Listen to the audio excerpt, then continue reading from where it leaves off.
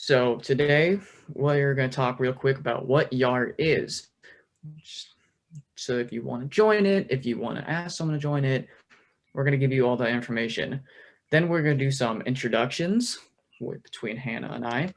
And then we're going to do some of our legislative stories, what to expect, some of the good, some of the bad. And then we're going to have a Q&A. You guys can ask us any questions, and we're going to do our best to answer those. After that, you are good to go. Now, real quick, I want to talk about a internship opportunity with RDLA underneath Caitlin Laws. This internship is going to be with RDLA and EveryLife, since RDLA is part of EveryLife. In this internship, you'll get to coordinate events, activities, and RDLA initiatives. And RDLA is the Rare Disease Legislative Advocates. You'll work closely with the EveryLife staff, patients, researchers, congressional staff, and even members of Congress. And the link is right there. And at the end of the meeting, I can put it in the chat as well. And feel free to apply.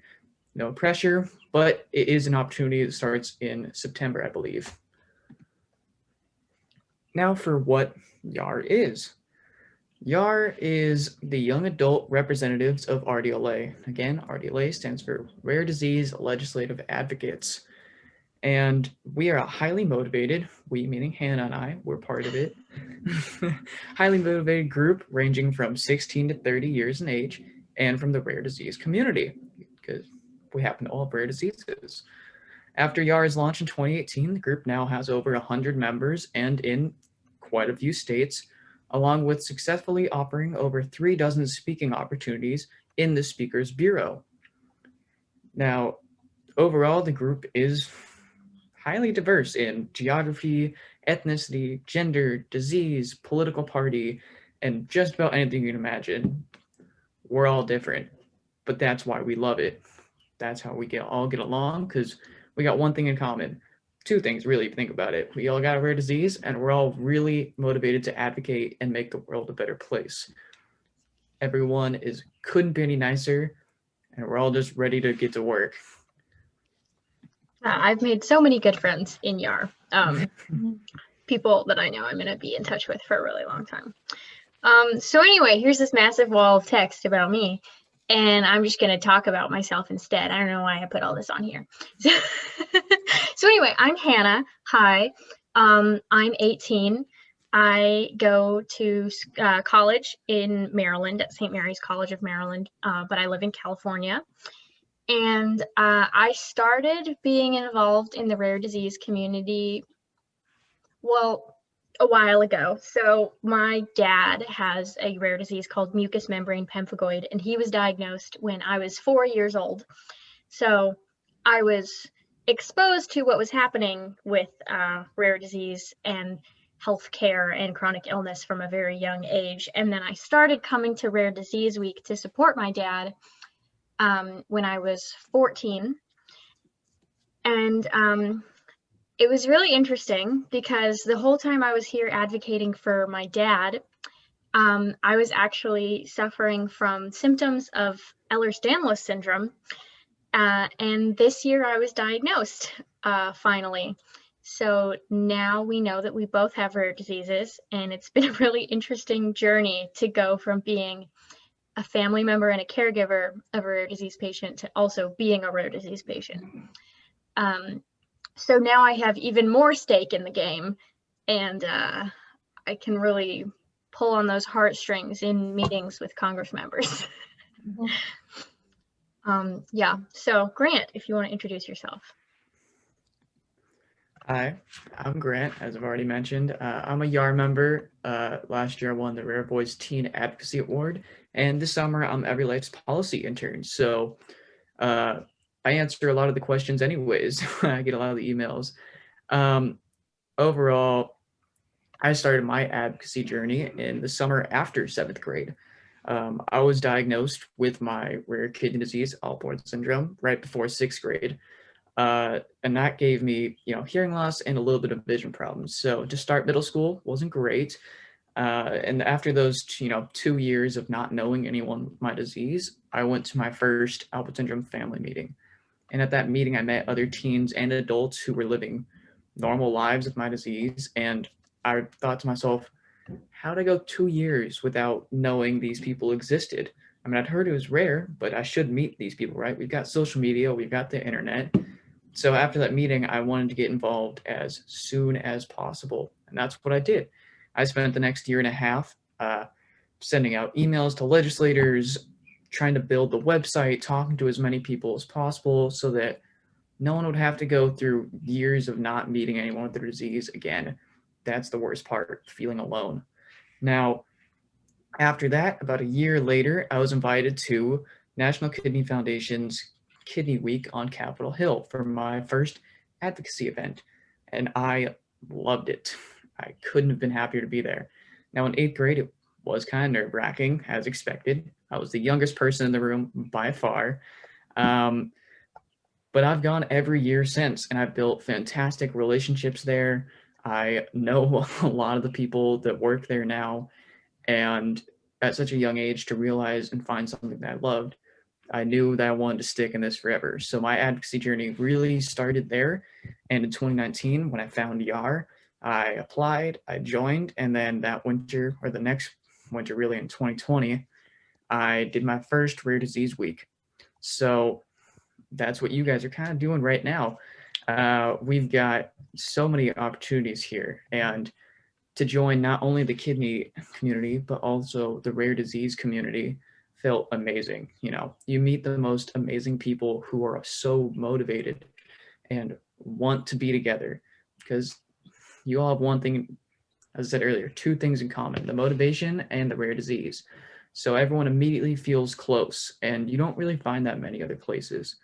So I'm really happy that you guys are all here to join us. Now we're going to talk a little bit about what to expect in your meetings. So if you look to the right, you can see me in eighth grade, Kidney Week 2016. And then you can also see me in the top left in the other photo, Rare Disease Week 2020.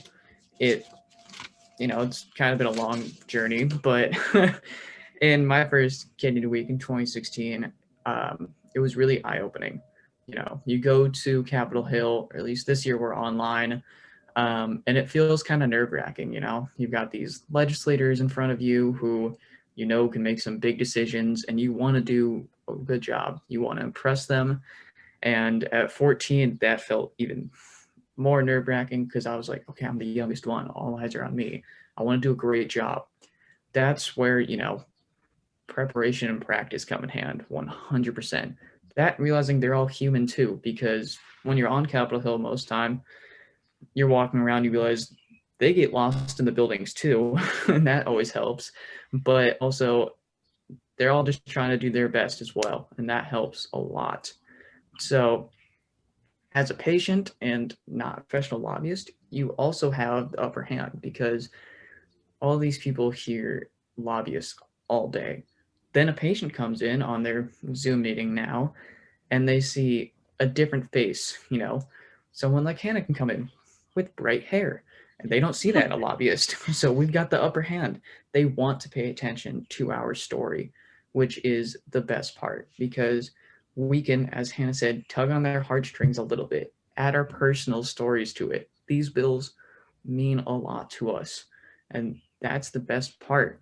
It's if you come in prepared, you won't have a problem with that, you know.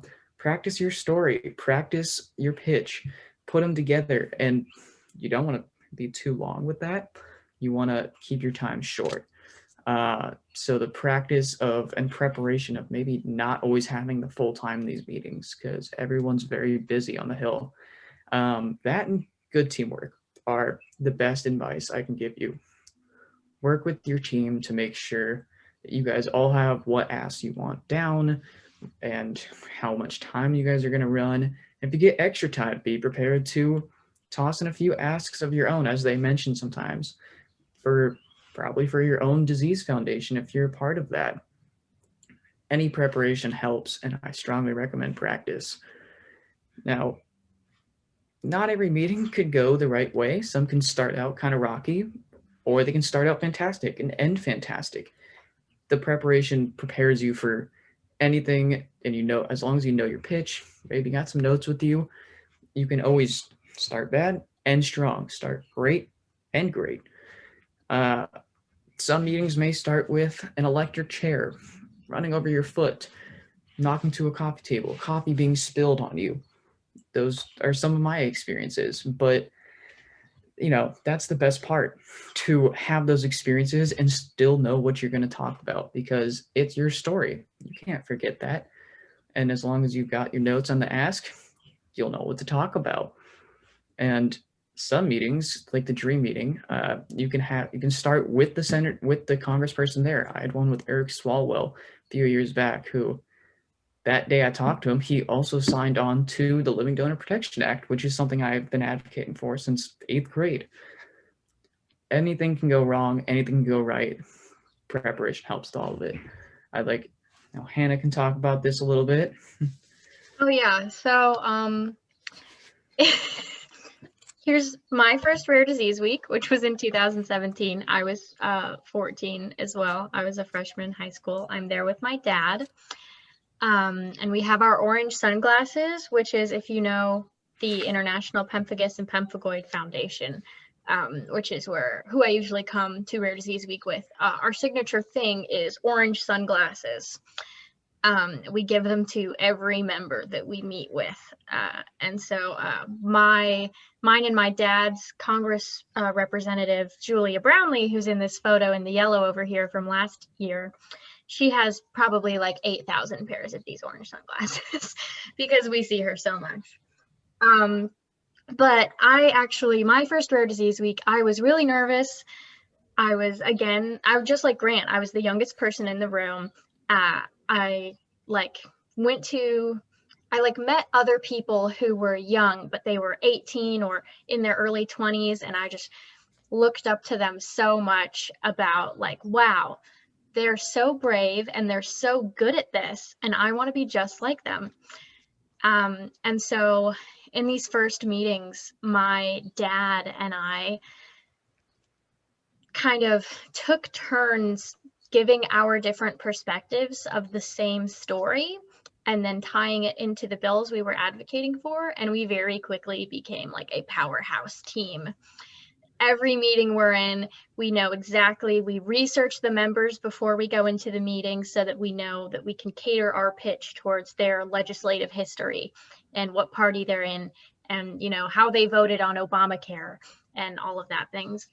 There was actually a member that we had to meet with once, and it was our first time meeting with him, and we were trying to do some research on this guy, and we couldn't find anything in his legislative history indicating how he would feel about rare disease bills.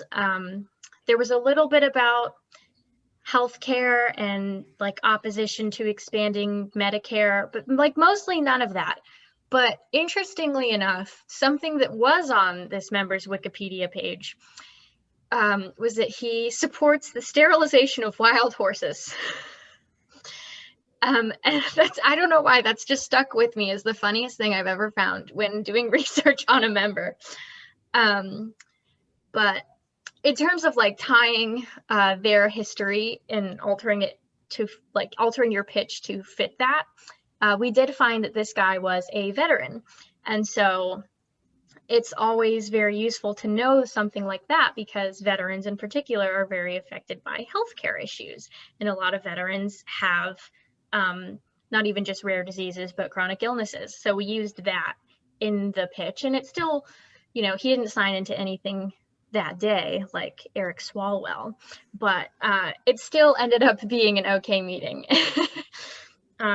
And as for meeting with your own representative, if you come back or you plan on coming back, following up with that member is so important.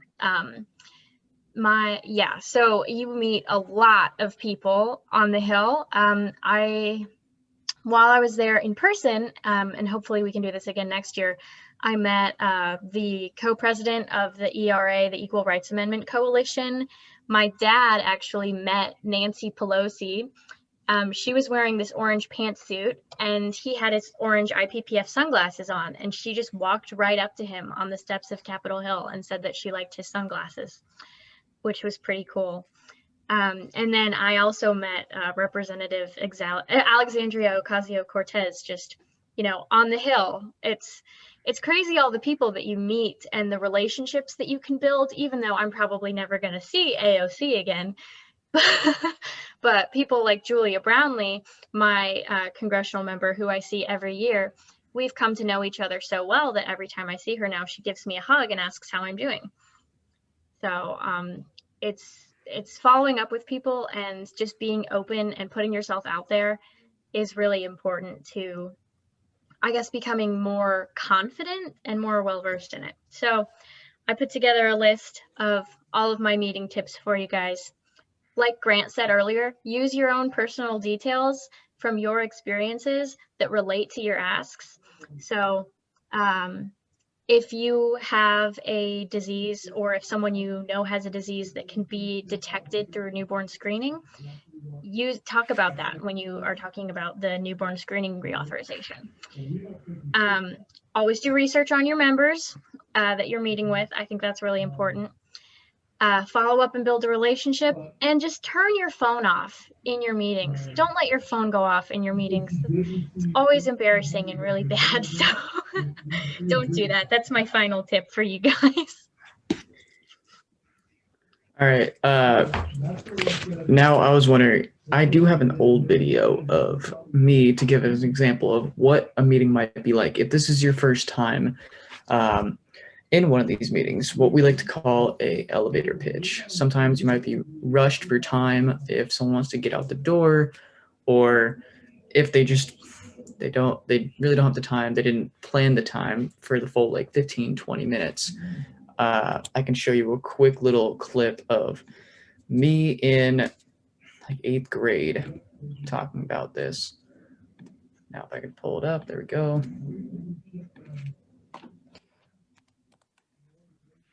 This is kind of something you might want to go through just for preparation wise. Affects my life for one. I can't see it. Experience and almost. Shoot. All right, I'll screen share again. Here we go. Oh my God, I'm so sorry. Technology can be difficult. I've got it up. It just doesn't want to. Give us the baby Grant video. All right, should work now. All right. Affects my life. For one, I now wear 2 hearing aids at almost all times. Blocked by my hair currently. And also I take 2 medications, and these medications lower my blood pressure, which in turn make me more susceptible to passing out. And that also means now that I can't play team sports. The only thing is, at age 25, there's a 50% chance I'm gonna need a kidney transplant. At age 40, there's a 90% chance. Overall, I'm gonna have to have a kidney transplant at some point in my life. And this is why the Living Donor Protection Act is such a big deal to me. Because for one, my older brother, he wants to be a donor for me. And at some point, I don't want him to have to go through the stress of thinking that he might lose his job, because he, and like other people, they won't be able to go to work because they're recovering. And also, if they can't pay their medical bills and the insurance didn't, then that I don't want people across, the country to have to think that they might lose their job and they can't pay their medical bills because they reached down to the kindness of their heart to gift an organ to someone they might not know, or in my case, my older brother gave a kidney to me. And also, families across the country, they don't want their kids to have to be living on dialysis, and also because they're waiting on an organ list for years of time. And because of this, it's just a huge factor in so many people's lives across the country. And this is why we'd like to ask you to sponsor again the Living Donor Protection Act. All right.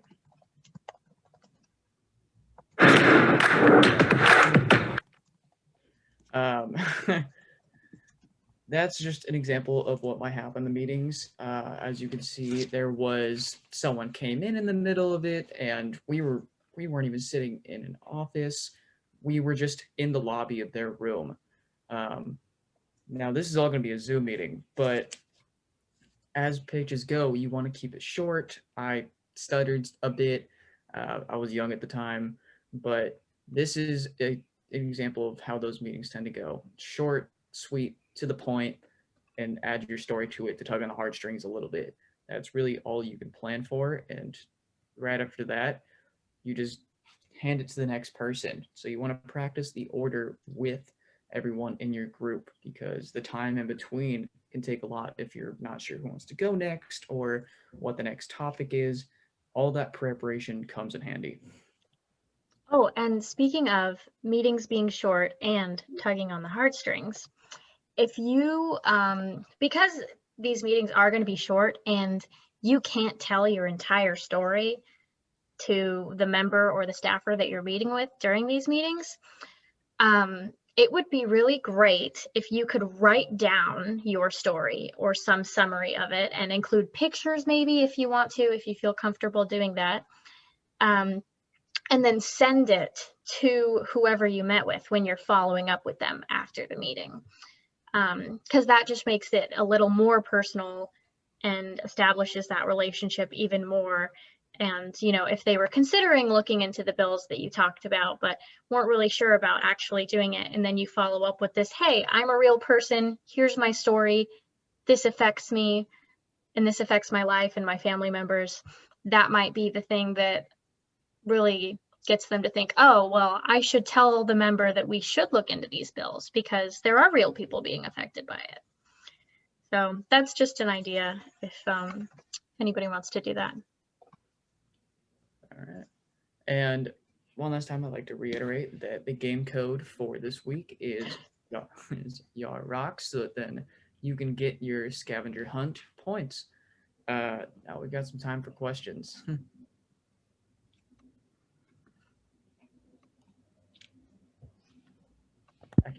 So Hannah, if there are any questions, you're gonna have to read those out. Oh, yeah, if anybody wants to like raise their hand, or you can put it in the chat, or you can just start talking. Even if it's not a question, if it's just a comment. Ooh, Mary asks, do you ever feel like there's bias based on your age? Sometimes yes, but I feel like when you walk in, they might look at you and be like, oh, that's a young person.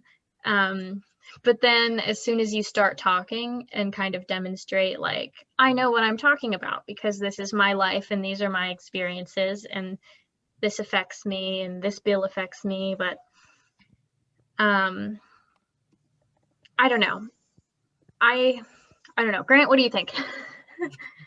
I'd say that I wouldn't use the word bias. I'd say they're not. I'd say they're more surprised. A lot of times, like I said earlier, they do see a lot of professional lobbyists, and then they hear patients are coming, but they don't always expect a younger patient like us.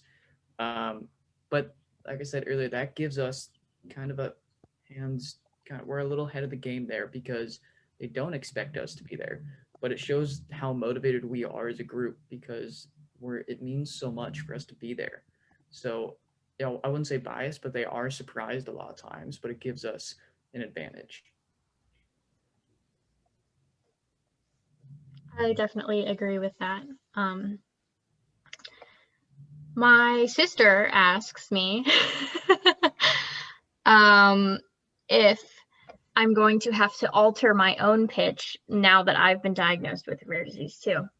So this is actually going to be my first rare disease week and my first rare disease advocacy event, having had my diagnosis for hypermobile EDS. So yes, I have never talked about it in the rare disease week space before. Even during Rare Across America in late February, that was I didn't get diagnosed for a few more weeks after that. And so I'm gonna have to alter my entire approach to how I talk about my experiences in the rare disease community. Because my experiences as being a caregiver and a family member for my dad, who's had a rare disease for pretty much my entire life, is still really important. And it's how I got into this space. And if he hadn't had a rare disease, I probably never would have heard of EDS or gotten the diagnosis until much later in life. So I'm not sure how to go about this exactly anymore. Do I focus more on him? Do I focus more on me? What do I do? Is it situational? I think the point to add to that is my mother kind of did the same thing, because since I was 14 when I started, she came to me with all of my meetings. And she knew she probably had, since my disease is genetic, at the time she figured she had given me my disease, but wasn't sure. And then a few years later, when she was actually diagnosed, she added that to her pitch as well, because point is, health bills are really tough because you can't expect life to go perfect. That's why we're here. We didn't expect to be diagnosed, but that's the best part. We have twists and turns in life, and that's why we need these bills to have some insurance policies and something to back us up when something unexpected happens. So to add that into your speech, again, just adds more to it of here's why we need your help. Hannah was advocating for her dad, and now she's advocating for both of them. It took a turn that is now something she needs more help with. So just add those points in, and it just helps even more.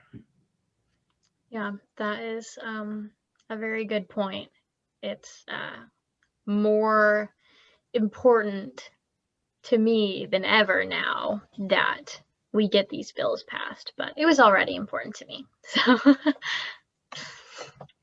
but I can frame it that way to whoever I'm meeting with.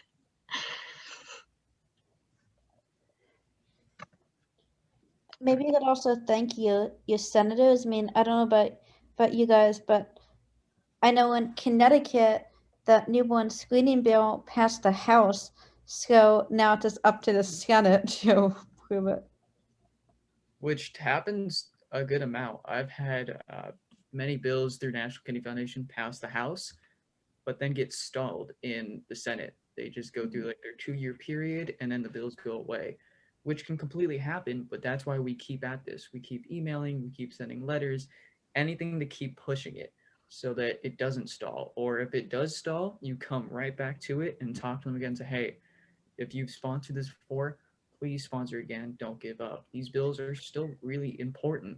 And talk to your coworkers, talk to whatever it is to get these passed. Our, fact that we come back every year and we get these meetings every year shows that at least some people are still very interested in hearing us.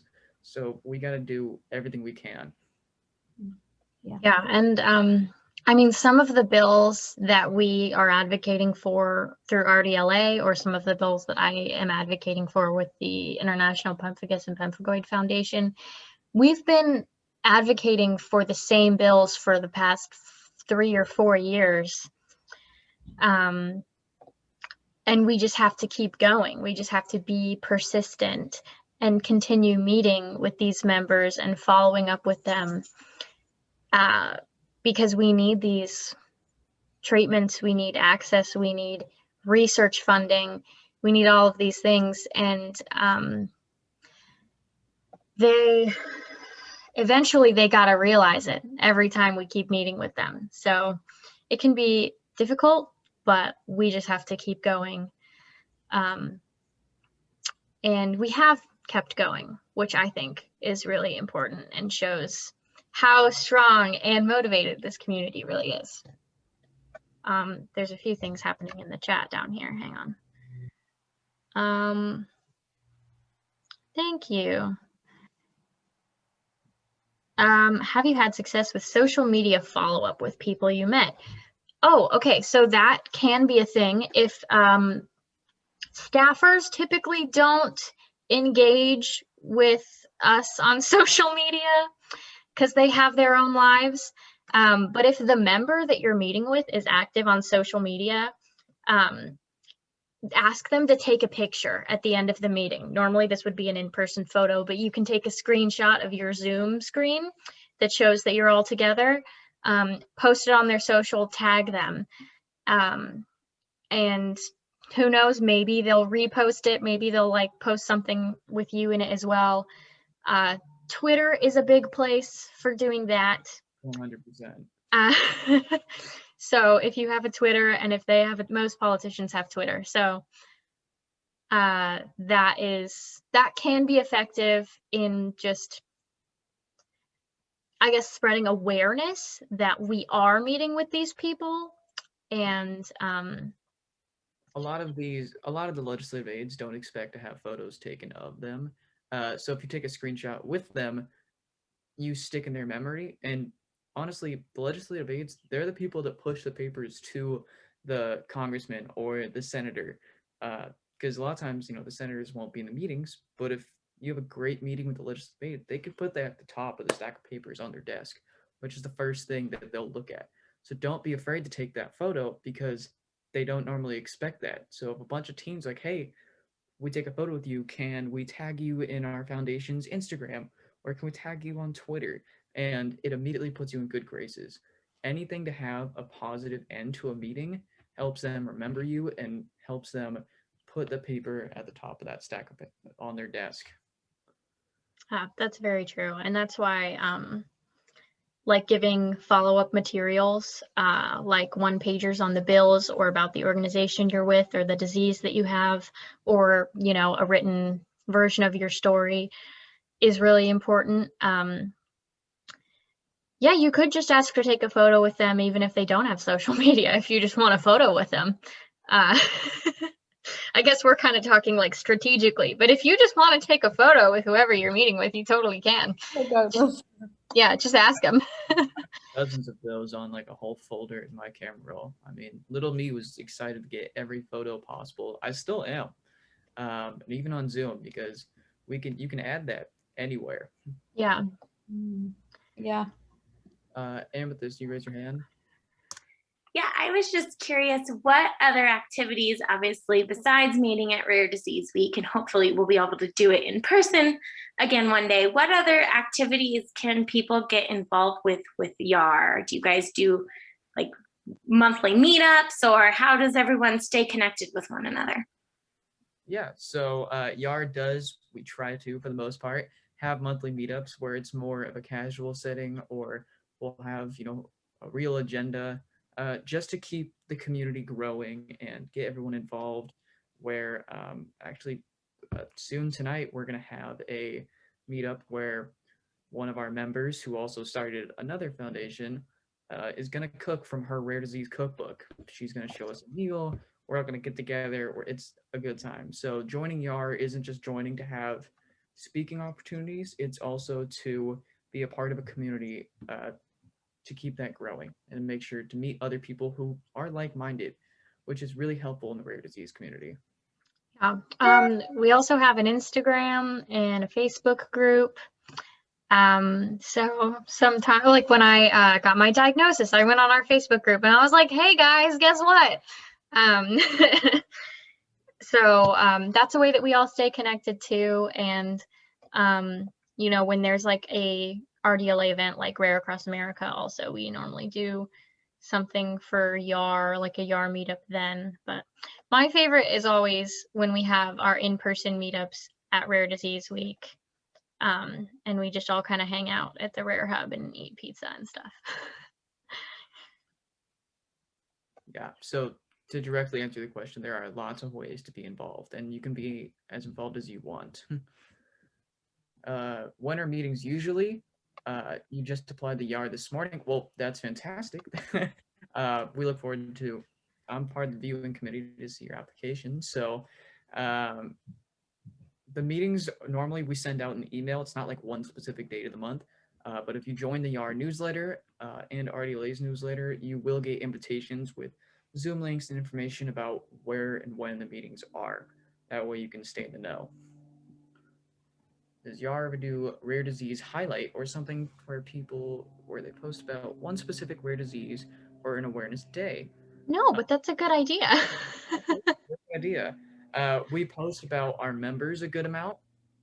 So like people take a screenshot of a Zoom meeting and we always get tagged in them and all of that. So you can put that on your social media as well. But I will definitely talk to everyone about doing specific rare disease days, because that'll help connect the community even more. Ooh, or we could do like Instagram takeovers. I didn't even think about that. That would be cool. Learning every day. Yes. Speaking of which, if people are comfortable with it, I would like to take a Zoom photo of us all before this is over. Yes. Okay, we don't have to do it right now though. We're on to put on some makeup. Right. If everyone wants to turn on their cameras, that helps too. Yeah. I want to see all your beautiful faces. Yeah, regional support meetups when it's safe to meet in person is a very good idea. And I know too, because we keep track of where all of our YARA members are living locationally. So that would... If you go to the YARA profile website, they have a whole map on the country. If you click on the states, you can see who lives in each state, and you get their bios and all that. So it's all up there. Yeah.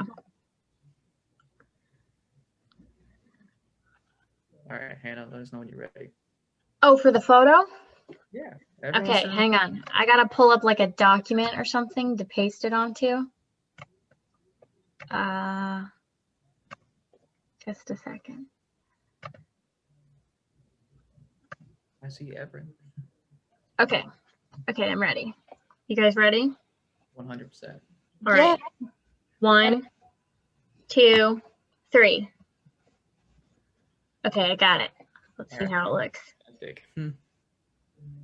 Come on. Come on. I need you to... Yeah, there we go. It worked. Yay. How do I do this? Put Save. it on the chat so we can see it. Oh, can I do that?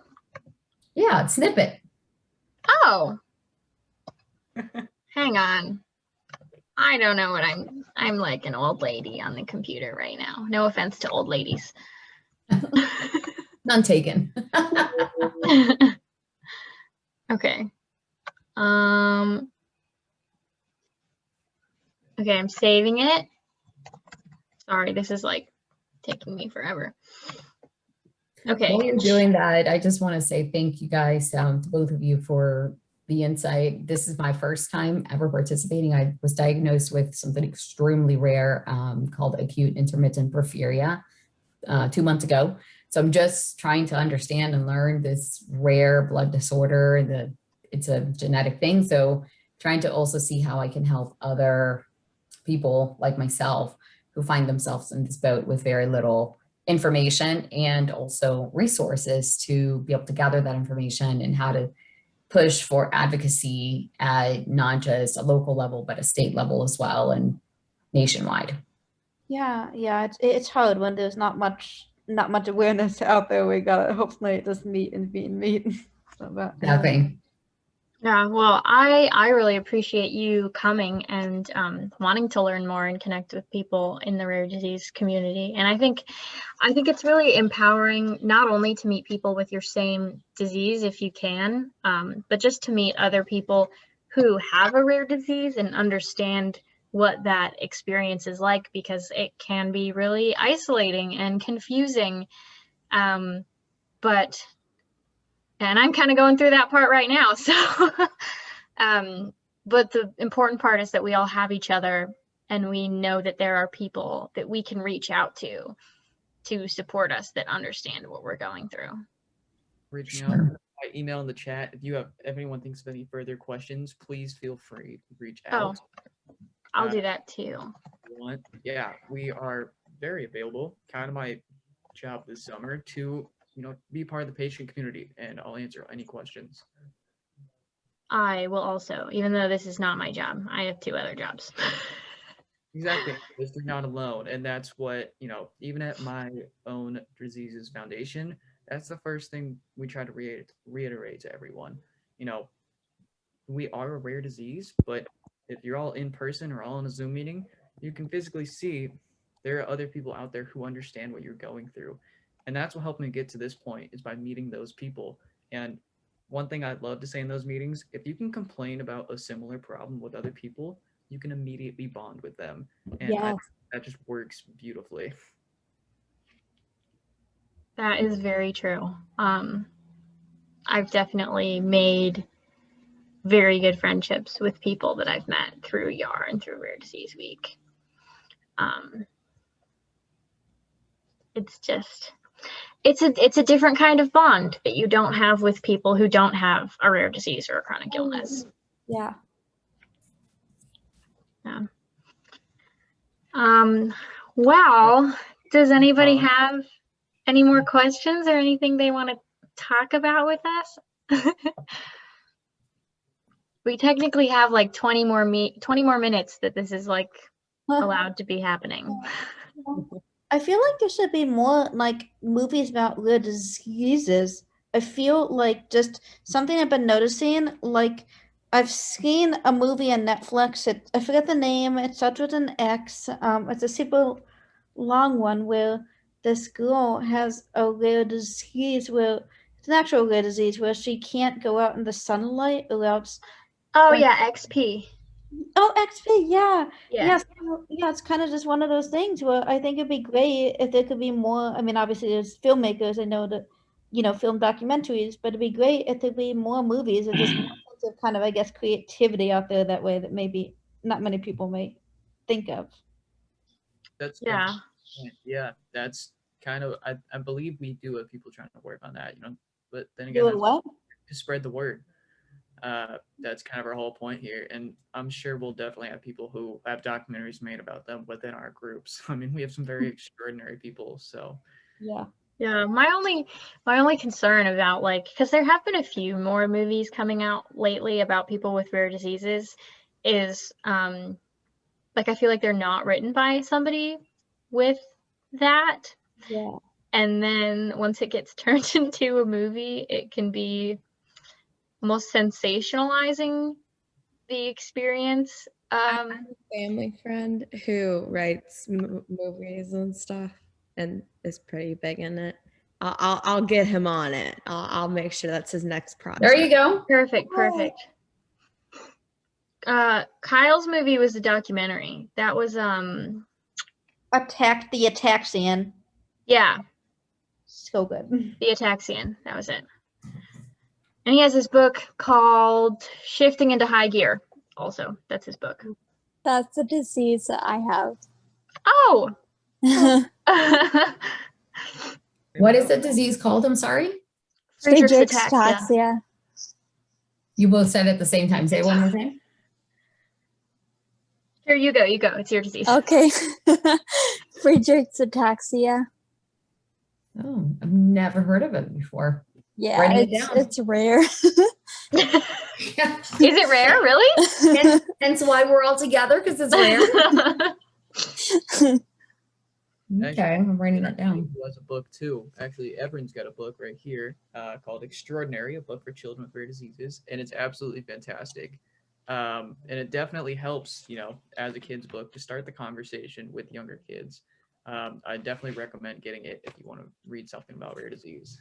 Wait, can you hold it up closer to the screen? Huh? Can you hold it up closer to the screen? Yep. It even looks like him on the cover. Oh, cute. What's the name of Taylor's book? I've got that right here too. It's called Rare Like Us. That's it. That right here as well. I keep all my friends' books on my desk. Are any of these kids' books, do you know? I know someone who has been one of my friends on Instagram had asked me about that, and I said, oh yeah, I'll absolutely get you as many books as you can about rare diseases, because she doesn't have a rare disease, but she teaches special ed, so she wants to have more perspectives. I'm pretty sure there's a kid's book about a girl with EDS, and she's like a cheerleader or something, but I can't remember what it's called. It's like Bendy Betty or something. Bendy Betty. I'm gonna look this up. Yeah, I'm checking it. Okay, I hope you'll post like all those book links on your social media because I want to follow that and I'd love to see that pop up so I can share that with other people. Right. I can put some of them in the chat real quick. Oh, apparently there's actually a lot of children's books about EDS. Interesting. But I don't know if there's something more general about rare diseases.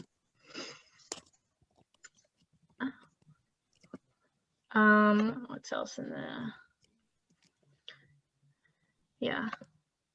We could post all of these on our like YAR Instagram too. We do like a highlight of books.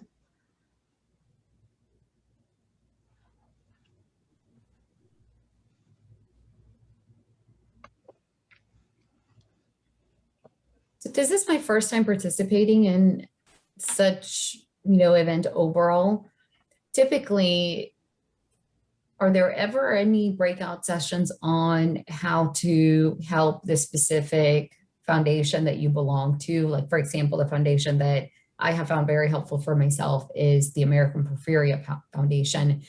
Is there a place, or is this the right forum? I don't know, to be able to talk about how to push that information out from an advocacy standpoint for your community, for your state level, and just in general, because I really don't know this. I actually just got this link literally yesterday afternoon. So I thought, oh, I wish I would have known a little bit more to be a little bit more prepared. But I'm just very curious. I don't know, other than obviously connecting with other individuals who have a rare disease as well. Is there a forum that allows us to be able to go just a little deeper? That's a great question. I don't actually have the answer for that right now, but I can definitely ask. I'm sure there are meetings about that. And if not, definitely gonna try and start something about that. But I can 100% get back to you on that one. Okay. I was going to say, and I don't know, Mark, if you're on the line too, perhaps reach out to RDLA because they kind of deal with the legislation as a whole and kind of provide resources to nonprofit organizations and whatnot, and maybe also Global Genes. Mark, Okay. if you have any other suggestions as well. Yeah, or even Nord. Nord might have some resources. Mm-hmm. Okay. Yeah, Nord definitely has one arm that does some stuff with porphyria. That was my dad, everybody. Oh, nice. I was wondering. No, it was just some guy with the same last name as me. No big deal. Hi, Dad. We have the rare family on the line. Yeah.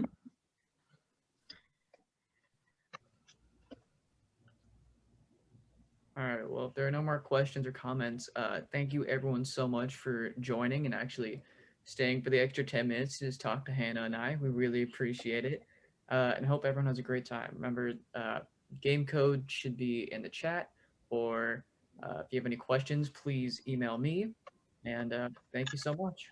Yeah, thank you, everyone. Thank you. Thank you both. Really glad I could meet all of you. I'm gonna put, I don't know, I'll put like my Instagram handle in the chat if you want. Oh, nice. Yeah. Say hello. Yeah. Here we go. Yeah. Oh, also shout out to our Odyssey group for young adults with rare and chronic conditions, and doing meetups and talking and getting support from people who understand. Shout out, Emily. All right, Emily. Hi, sorry, I didn't want to just jump in there and say anything, but Anna from our Odyssey is doing a session with YARA tonight. And if anyone is, interested, checking that out would be a lot of fun. We do a lot of things together with YARA. A lot of members of YARA are members of our Odyssey and vice versa. That's what's so great about having an extra space for young adults to connect and share information, learn more about advocacy specifically for young adults with topic-specific meetups, and also regular meetups that it consists of just kind of hanging out and talking about things kind of similarly towards the end of this. but more chill sometimes. It just depends on what kind of meetup you want to check out, or, you know, you can also, if you're not interested in seeing the meetups, like I said in the chat, you can access them on demand anytime. I recommend Odyssey for sure. Me too. Unfortunately, I will not be able to go to the one tonight and see Anna cook for us, but I hope everybody has fun. I'm going to call in. I'm not going to be able to watch. I will be able to listen in, though. I'm going to be on the road. I will be there. So, you know, come on by and say hi, or don't say hi. Just hang out, just like this. I'll be there as well, hosting with Anna. So you got that too. Yeah, well, thank you, everybody. It was so nice to meet you all, and I hope that your Hill meetings go well, and that you have a great rest of your Rare Disease Week experience. Likewise. Thank you, guys. Have a good one. Yeah, thank you, guys. Bye-bye. Bye, everyone. Bye.